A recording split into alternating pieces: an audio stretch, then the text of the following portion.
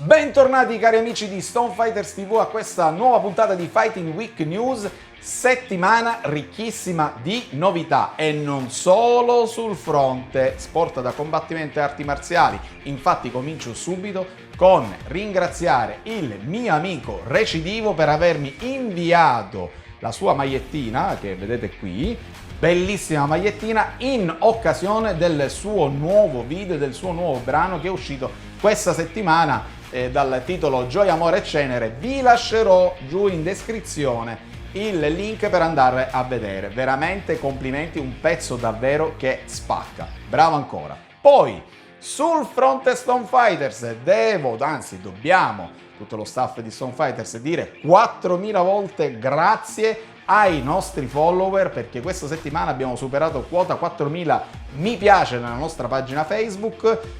Veramente grazie perché è veramente bello leggere i vostri commenti, commentare assieme tutti i vari post che vengono pubblicati. Tra l'altro vi ricordo, per coloro i quali non l'avessero già fatto, di iscrivervi anche al nostro gruppo dedicato proprio alla pagina che si chiama Let's Talk About Fight. Abbiamo preso il nome del nostro format che va, del nostro podcast che va in onda la domenica. Quindi iscrivetevi, cercate Let's Talk About Fight su Facebook per entrare nel nostro gruppo e poter condividere anche voi le vostre esperienze o magari segnalare delle notizie da appunto pubblicare eventualmente direttamente nella pagina. Inoltre da questa settimana è online il nostro blog ufficiale www.stormfighterstv.com.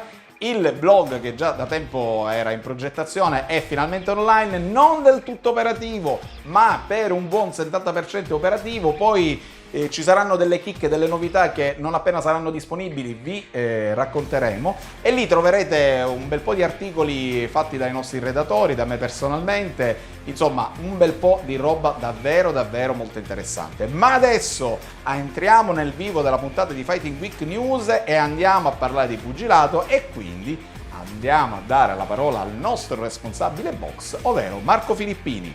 Vai Marco!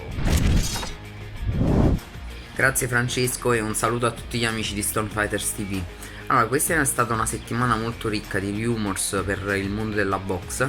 Iniziamo con la notizia di Mickey Ward per l'anniversario del suo primo match con Arturo Gatti. Ward ha dichiarato che in questa settimana ha ricevuto tantissime telefonate, ma la telefonata che non è ricevuta è quella di Arturo Gatti, che gli manca tantissimo. Gatti Ward è stata sicuramente la trilogia per eccellenza del mondo della box e incarna quelli che sono tutti i valori appunto del pugilato, quali quelli del coraggio, quelli del resistere, quelli dell'attaccare e non indietreggiare mai. Sicuramente diciamo che Gatti Ward rimarrà nella storia anche e soprattutto per lo stupendo rapporto che hanno raggiunto i due pugili dopo la trilogia. Ricordiamo che Mickey Ward è diventato poi successivamente l'allenatore di Arturo Gatti per quanto riguarda gli ultimi incontri di carriera. Successivamente Gervonta Davis che ha detto esplicitamente che finché lui non metterà a tacere Ryan Garcia, Ryan non la smetterà. Ricordiamo che Ryan Garcia ha fatto un video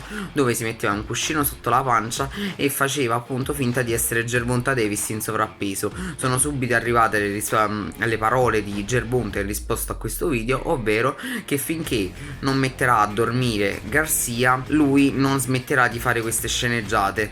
Ricordiamo che Garcia è un pugile molto forte della Golden Boy, però appunto non ha dimostrato ancora tanto in quanto è giovane, ha fatto 20 match finiti tutti prima del limite.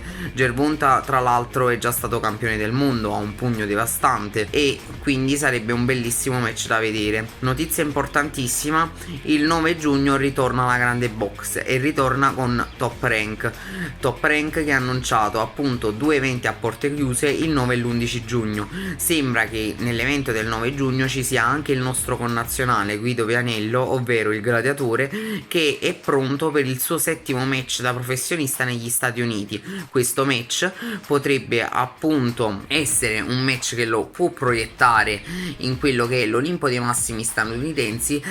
Vianello è un pugile molto forte, ha finito tutti i match prima del limite, è un pugile che comunque ha un pugno davvero pesante, già era molto pesante ai tempi dei dilettanti, e sta facendo un ottimo lavoro appunto nella terra americana. Vedremo sicuramente un bel evolversi della sua carriera, anche perché è seguito da dei manager che credono tantissimo in lui, e alle spalle appunto Top Rank, che è una delle promotion più importanti che ci siano nel mondo del pugilato. Grazie a tutti e un saluto da Marco Filippini. Grazie Marco con queste news e rumors sul fronte pugilato. Sul fronte pugilato voglio segnalare chiaramente i rumors che ci sono stati da quando Mike Tyson ha fatto vedere la sua splendida forma fisica e i video dove fa appunto, dove si allena, dove fa colpitori, e ci sono state delle offerte molto interessanti, tra cui sicuramente quella fatta dal presidente David Fieldman, che è il presidente della Bare Knuckle Fighting Championship, ovvero il pugilato a mani nude. Infatti Fieldman praticamente ha offerto a Tyson ben 20 milioni di dollari per combattere niente di meno che contro Wanderlei Silva, a cui ha offerto solamente 10 milioni. Chiaramente Wanderlei Silva ha, come dire, si è detto disponibile a fare questa sfida, invece sotto il profilo di Tyson sembra poco probabile che questa cosa possa andare in porto. Invece sembra molto più probabile che si possa rifare un match tra Tyson contro Holyfield 3. Sempre per beneficenza stiamo parlando in questo caso, quindi i soldi saranno devoluti in beneficenza, però sembrerebbe che questa strada sia una cosa più percorribile, più fattibile. Ad ogni modo, concludendo con il ring, entrerei nella gabbia, e quindi quando si parla di gabbia non possiamo che dare la parola che a lui, al nostro Max Rincione. Vai Max! Ciao Francesco, un caro saluto agli amici di Storm Fighters TV da parte di Massimiliano Rincione. UFC che torna questo fine settimana con la Fight Night Woodley vs Burns, con l'ex campione pesi welter che affronterà il rampante Gilbert Burns, reduce dalla gran vittoria su Demian Maia. Nel frattempo si delineano un paio di scenari per quanto riguarda le altre divisioni di peso UFC, con il vacante titolo dei pesi gallo che si giocherà verosimilmente tra Petr Yan e José Aldo, mentre per quanto riguarda Conor McGregor, Notorious continua a tirare in ballo diversi nomi grossi del panorama dell'MMA, ma attualmente non c'è nulla di certo riguardo al suo prossimo match. Da Massimiliano Rincione è tutto, un saluto agli amici di Storm Fighters TV. Grazie Max con queste ultime news. Questo fine settimana quindi avremo Tyron Woodley che ritorna finalmente nella gabbia dopo più di un anno di stop dovuto appunto a dei problemi, diciamo, di carattere emotivo. Era entrata in depressione dopo la sconfitta contro Kamaru Usman. Diciamo che in un momento della carriera di un atleta può sicuramente succedere, quindi mi auguro comunque personalmente che questo match vada a buon fine, o quantomeno dimostri il suo vero valore.